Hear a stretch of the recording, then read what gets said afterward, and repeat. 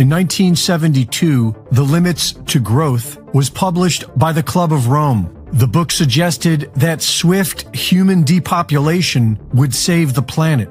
In 2018, The Limits to Growth co-author Dennis Meadows explained how we need to murder billions of people. The planet can support something like 1 billion people,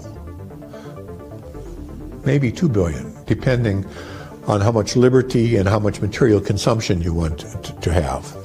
If you want more liberty and more consumption, you have to have fewer people. And conversely, you can have more people.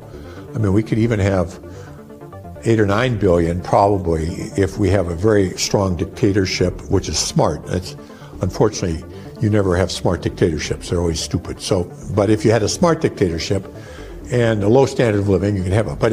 But we want to have freedom and we want to have a high sentence, so we're going to have 1 billion people. And we're now at 7, so we have to get back down. I hope that this can be slow, relatively slow, and that it can be done in a way which is relatively equal. Overpopulation is a lie. With old school sustainable farming and the end of big government, there is enough room on this planet for several billion. And while the Earth's climate does change, most of what we are seeing is contrived. The fires breaking out all across the world are being blamed on climate change, even though hundreds of arsonists have been caught starting them. Most recently, 79 people were arrested for starting fires in Greece.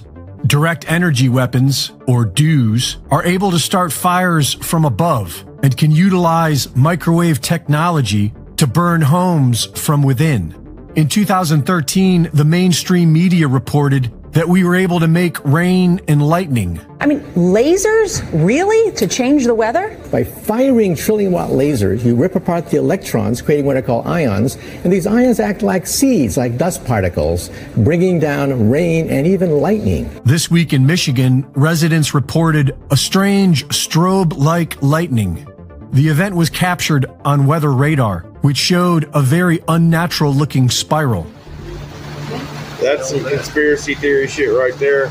Making it rain has been possible for decades, and we have come a long way since then with the High Frequency Active Auroral Research Program, known as HAARP. We can now create hurricanes, and we can control their direction with next-generation weather radar transmitters, known as NEXRAD. By building up an electromagnetic charge and dispersing it underground as direct current VLF waves, or very low frequency waves, the NEXRAD radar transmitters are able to trigger earthquakes. Earthquakes and explosives can trigger tsunamis. These are the technologies that we know of, and that only leaves volcanoes and tornadoes. Funded by Peter Thiel, AVE Tech Energy Corporation began work in 2012 on a device to produce a 130-foot tall tornado. And a former U.S. intelligence officer recently told State of the Nation that the U.S. has already triggered a volcano. Climate change is not only a hoax, it's a depopulation program, and our entire government is going along with it. Reporting for InfoWars, this is Greg Reese.